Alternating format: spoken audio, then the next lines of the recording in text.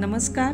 भारतीय राज्यघटनेचे शिल्पकार, क्रांतीसूर्य, महामानव डॉक्टर बाबासाहेब आंबेडकर यांच्या 131व्या जयंतीनिमित्त कोटी कोटी अभिवादन. भारतीय शिक्षण प्रसारक मंडळ दुधोंडीच्या छत्रपती शिवाजी विद्यालय आणि प्राथमिक विद्या मंदिर दुधोंडी यांचे वतीने भारतरत्न डॉक्टर बाबासाहेब आंबेडकर यांची जयंती साजरी करण्यात आली.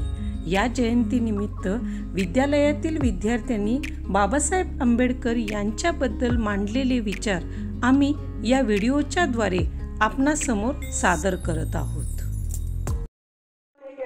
14 एप्रिल म्हणजे डॉक्टर बाबासाहेब आंबेडकरांचा जन्मदिवस. अत्यंत सामान्य कुटुंबात जन्मलेल्या भीमराव रामजी आंबेडकर यांनी शिक्षणाचा ध्यास घेतला होता.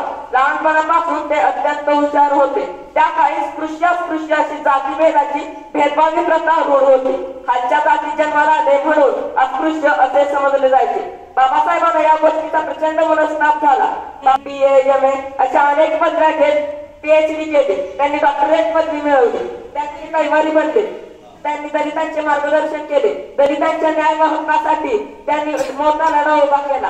हे सगळं सांगितल्यावर तुमच्या लक्षातच आला असेल तो महात्मा सत्याग्रह. 14 अध्यायाचे पाणी नवशक्ती मानवा आली.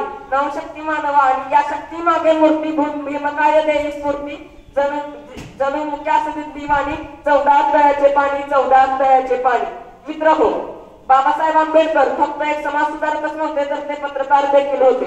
त्यांनी अनेक पाक्षिके काढली व ती चालवली देखील. त्यांनी आपल्या भारत देशाला संविधान लिहून दिले. 1956 रोजी ते आपल्यातून निघून गेले. शत नमन करून मी माझे भाषण इथे थांबवतो. धन्यवाद. अध्यक्ष होते. 26 नोव्हेंबर 1949 रोजी त्यांनी भारताचे संविधान स्थापित केले. हा सत्याग्रह काळाराम मंदिर प्रवेश, मनुस्मृती दहन, वर्ग या अशा सामाजिक कार्यात त्यांनी भाग घेतला. एवढे बोलून